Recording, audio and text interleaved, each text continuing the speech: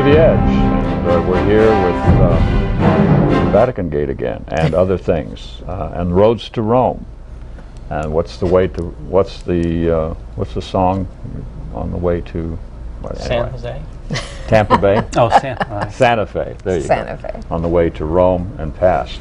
We have Bridget Mary Meehan, who is the Catholic bishop, anointed, non-hierarchical, all of those things. Do you want to tell us about yourself a little bit? Yes, I was ordained last year as a bishop in the Roman Catholic Women Priest movement to serve in the southern region, which basically means I ordain qualified women, basically, to serve the communities they're coming from, and communicate the vision of the movement, which is a new model of priestly ministry based on a partnership of equals.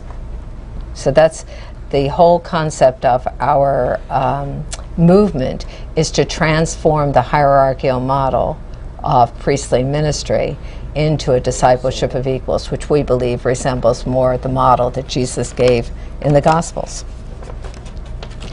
We're going to go to that. Michael, do you want to tell us about yourself? Well, I'm a married priest. Michael Rigdon. Rigdon, thank you. I'm a married priest, and for the last... Oh, you're an ordained priest? Yes. Oh, but you were telling me a little while ago you were a psychologist. Well, that's what I was going to say. For 23 years, I was a psychologist on the medical school faculty at the University of Utah.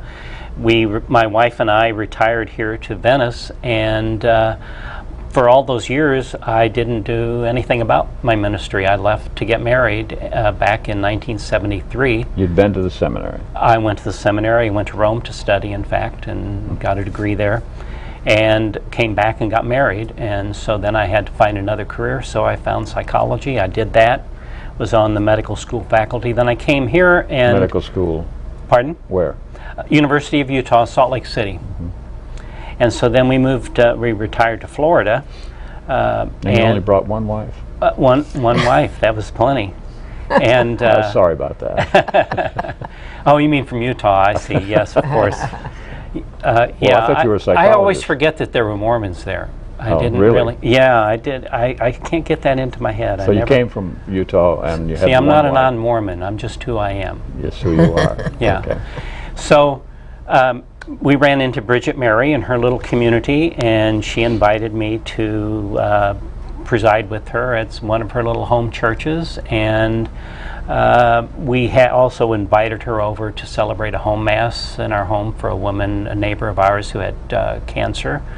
And so one thing led to another, and now I'm pretty much a regular at our little community, Mary Mother of Jesus. At St. Andrews. At St. Andrew United Church of Christ. And that's on Geneva Road there? Mm-hmm. Mm-hmm. Between, south of Clark Road on the west side, just below Gulf Gate Drive, I believe. Just north of Gulf Gate. North of Gulf. Oh, you're right, it is north of Gulf Gate. Thank you. So, did you say you got ordained? Yes, I was ordained and then went to Rome to study.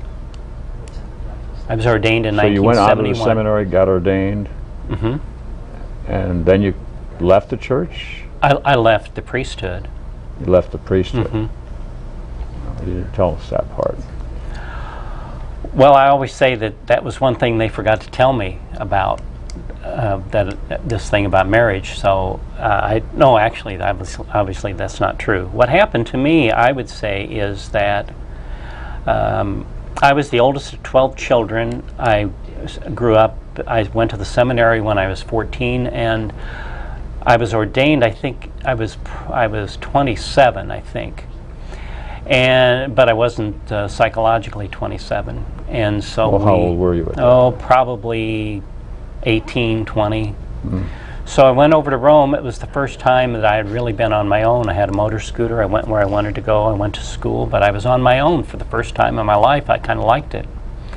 And I started thinking my own way of thinking about things. I was also very lonely, so I was in touch with people back in the United States, a few people, men and a few women, and I came back, and one of the people I had been in contact with all those times was a nun who had just left, and also one thing led to another, and So you did the dirty thing of pulling a very perfectly well-made nun into a... no, she left on her own. Oh, She left. you didn't she do it? left. You had No. nothing to do with it?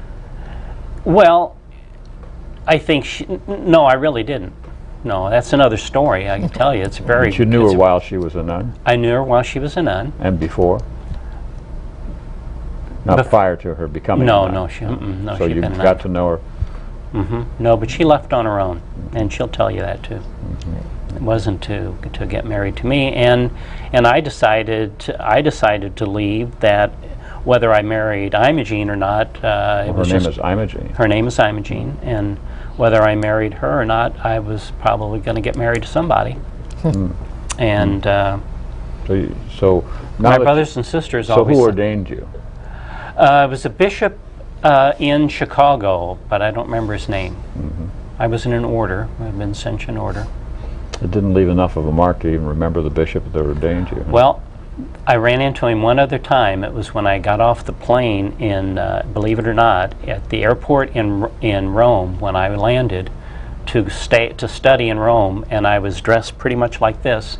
He was directly across the table checking his luggage. They were checking our luggage in the customs line.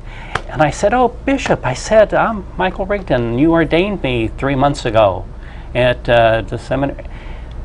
It was like, his eyes got, as big as, because here I was looking like this. Because you weren't dressed appropriately. I wasn't dressed appropriately. Oh, one of those many things that One of those. He was something about a heel rocker. He walked back. Yeah, he rocked back on his rocker, heels.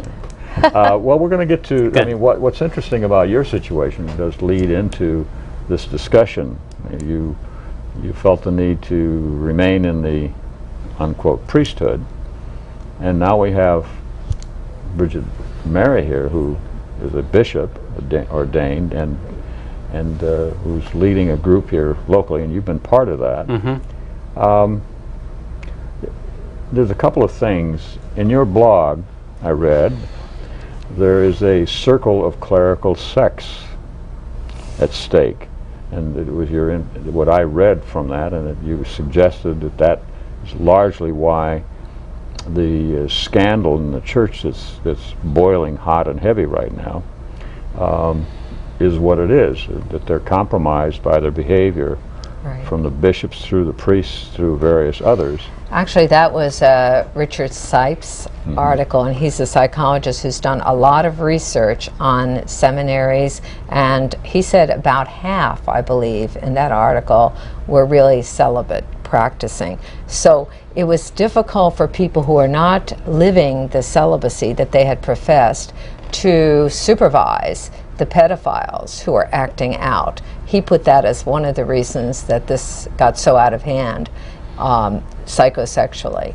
But the sad part is that the church has not coped well. The Roman Catholic Church has not coped well with healthy sexual development in its formation, and that's a very great tragedy. And that's a topic I think the psychologists, many of them have done some work, and he is one of the psychologists who has. But the issue for us now is, where do we go from here as a church, given this? Well, yes, there should be healthier quality assurance when you bring in seminarians into the seminary. But you also need to open up the priesthood to women and married men, because the pool of the celibacy thing is all... And the celibacy should be optional. So it's a sham as it stands. Yes, it is a sham as it stands, because they're not really living it, according to the experts and according to the statistics. 50% are not living it, so that's really shows it's a sham. I think it's too hard. People are not always called to celibacy. Most people in the world are called to, to dedicated partner living, such as marital relationship. So therefore, or gay and lesbian professed, committed relationships. Therefore, I think that the call to serve Christ as a priest or minister is separate from what one is called to do as lifestyle, whether married, celibate, or whatever orientation one is. So that needs to be separated out, and I think that's very important.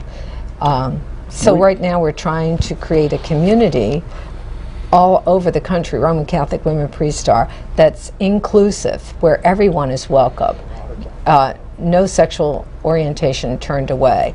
All are welcome to the table. And we try to model equality and partnership. So it's extra exciting for me to work here with Michael and our other partner, Lee Breyer, and with Carol Ann and Imogene and a whole leadership team. We have this circle of people who are forming this community that's vibrant, energized, and based on equal respect, calling forth the gifts of the people, non-hierarchical. The decision making is in the community. Well, you know, the many people feel they need that, and it's been proposed, and the hierarchical situation encourages that they need someone to tell them where God is, where Jesus is, where goodness is, where badness is, and so forth. They need that unquote crush.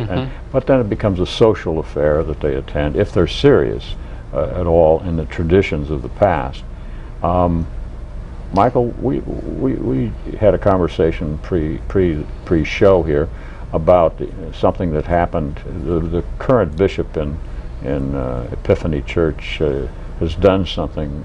I'm aware of some things you're not aware of, but tell us a story about the washing of the feet at the latest Easter time. I have this secondhand, but the story. Well, I think we all saw an article in the Herald Tribune. I believe it was Monday of Holy Week, so it was just really a couple weeks ago, about the bishop sending out a letter to the priests saying that the rule is that only men's feet would be washed on Holy Thursday. Usually there are 12 people, and a lot of parishes have 6 men and 6 women, and he was saying this is the rule. What's this tradition about? A lot of people won't know. Washing the feet. What's the wash? I know, but washing the feet is, you know, it's a symbol of Jesus' service to because he washed. He washed the feet of the apostles and other people who were at the Last Supper. Wasn't there a woman involved? Well, there may have been women at the Last Supper. We don't have a count. I think there were a lot of women there, since well, the Da Vinci Code kind of question who's in between these two figures here on the Last Supper. Well, so then, as I understand it, they were trying to find people men whose feet they would wash, and as they started calling. This is down in Venice. Down in Venice, as they were calling stalwarts of the parish, the Epiphany Cathedral Parish, there were at least some men who said, "Not my feet. You won't wash my feet, as unless you wash women's feet, you won't wash mine." And so they went to. So how many men were there? Well, there would have been 12. And so, like the 12 apostles. Like the 12 apostles, so-called 12 apostles. And we'll talk about that. But so they started calling, and I don't know how many of them, but at least one or more said, "I won't do it." And so they refused to have their feet washed, certain number. And so they went to Plan B. Number. Well, I don't know if it was significant enough number that they went to having 3 women's feet washed and 9 men. And you know, the significance to me is that we think of people in the parish as following pray, and obey as their primary rule. And to me, this shows that people are coming to a sense that there's another way, and that it's okay to speak up. It's okay to look for a different way of being a Catholic. Well, you know, the word on this particular bishop currently is he's censoring people who speak in the various churches. He has to approve.